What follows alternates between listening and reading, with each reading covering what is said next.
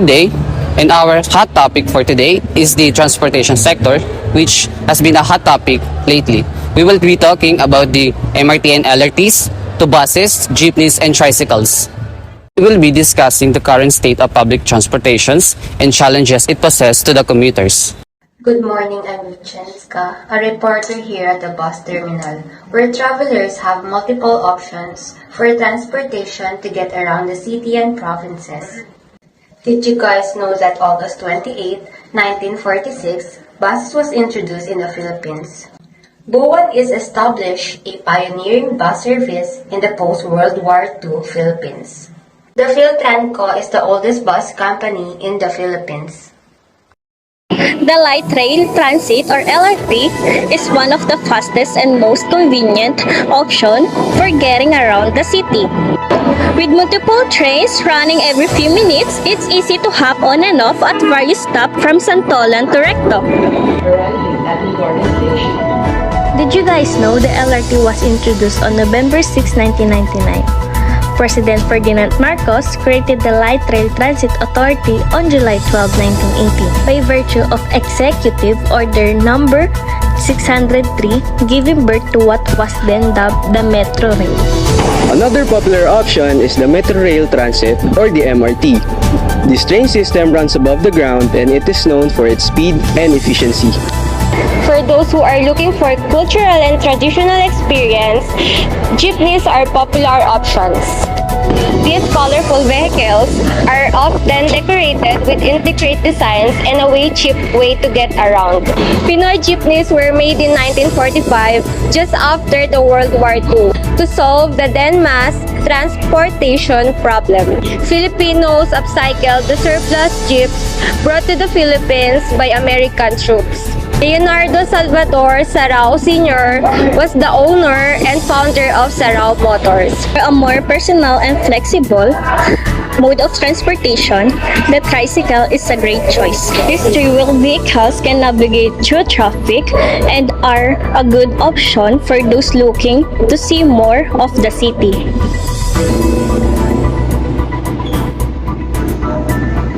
Did you guys know the tricycle evolved as did the iconic jeepney? In the provinces, from abandoned military vehicles from Japanese retreating forces. The Motorella was invented by Rafael D. Floyrendo, a mechanic from Cagayan de Oro, in 1964.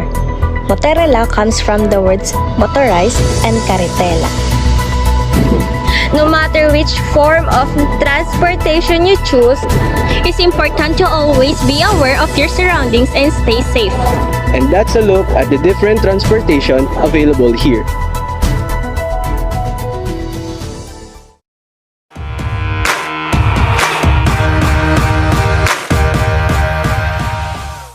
We can define as the accommodation sector as the foundation of the hospitality industry, where aside from accommodating guests, it also accommodates the restaurants which are under the food sector. This is a broad field where it expands through every country in the world. But we're not here to tackle all of this. We're here to tackle the Philippine perspective of accommodation sector. Good day everyone. So we are here to talk about the accommodation sector here in our beloved country, Philippines. Currently, I'm standing here in the SMDC Sun Residences near the landmark of Welcome Rotonda.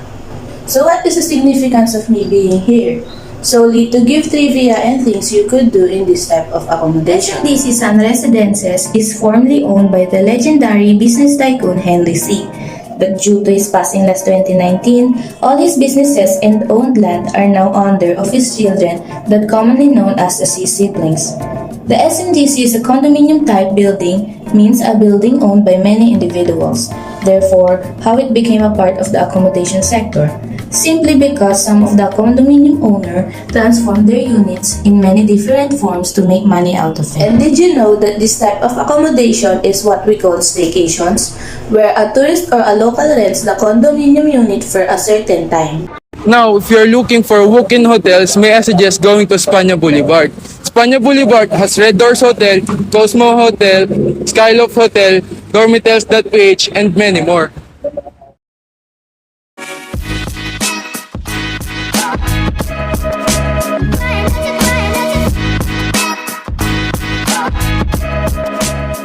Espana Boulevard became populated by students simply because of the presence of the multiple universities like the University of Santo Tomas, Far Eastern University, and our beloved school, University of the East.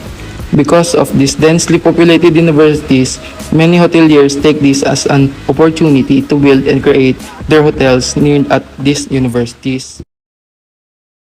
They are called walk-in hotels because of the fact that you don't need to make a reservation ahead of time. Just walk into their front desk and you may now enjoy your hotel room. Quiapo, a district in Manila, is a popular destination for tourists not just because of its history-nourishing church, but also for affordable accommodation options. The area has several budget-friendly hotels, guest houses, and inns that cater to backpackers and travelers on a tight budget. Aside from these accommodations, did you know that Quiapo was formerly known as Downtown Manila? And it is popularly known not just because of the Black Nazarene, but because of the bargain hunting. These accommodations are simple and basic, but they offer a convenient location for travelers looking to explore the city. Some of the budget-friendly hotels are the City State Hotel, H Hostel, Stay and Hotel Staycation, Hotel 99, and many others. These budget-friendly hotels, our main goals is to give an affordable accommodation for tourists. It's either for domestic or foreign.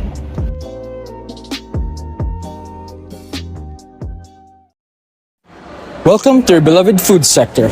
Now, we can't talk travel without the mention of food. And for some people, just hearing the rumors of having great food at a particular place is enough reason for them to travel. And if you explore enough, you will find some really unexpected places that have incredible food. For example, Binondo, Manila, Quiapo, Manila, and at some instances, at the food courts of some malls. And food sector or food service has been around for a while, and now today, we will show you some of the great places to try some really delicious food.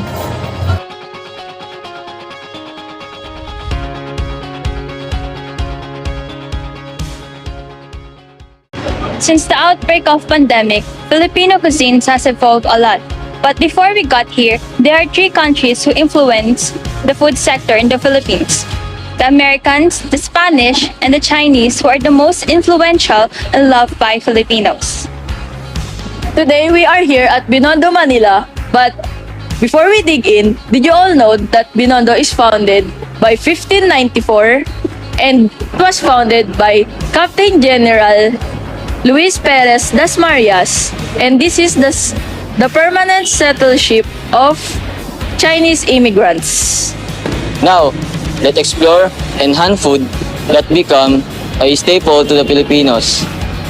The origins of pancit can be tracked back to the 16th century when the Chinese traders and immigrants established the world's oldest Chinatown here in the Manila, Philippines. Rice was brought to the Philippines during an Indo-Malaysia, Chinese, and Vietnamese wave of migration.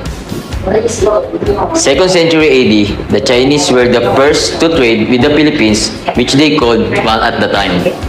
For centuries, dumpling is very popular in Chinese cuisine, and it is stuffed by vegetable, pork, or shrimp, and it can be served by steamed or fried.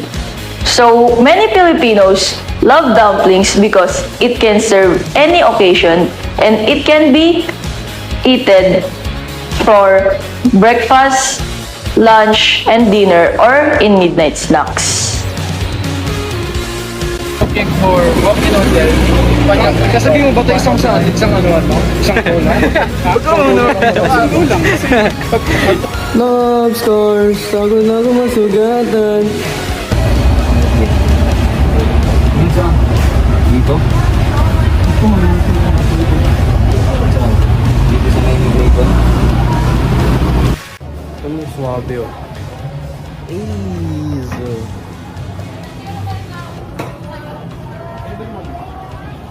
Uy! Hindi nyo kailangan mag-update na. Ay, hindi ka sabi ni Bravo. Kausapin niyo si Bravo 1. Yung si Bravo 1 na magpapagalan ka. Pamilin ko ng kapag yan. Walang sinabi sa akin. Ang sabi, si Mario kay 4. Nakahon yung kay 4. Paalam na ako ng mga. Record yan. Kasama pakiramdam ko. Ang sabi ni Bravo, ano kay 4. Hindi ako sip-sip. Alam niyo, ito yan. Kahapon pa lang masama pakiramdam ko. Pagigil ko nito ko yan. At sinabi ko kay Moki, wala kang ibigay sa akin. Pero ano ba ipapadala sa isla? Nagpigil na ako ng mga.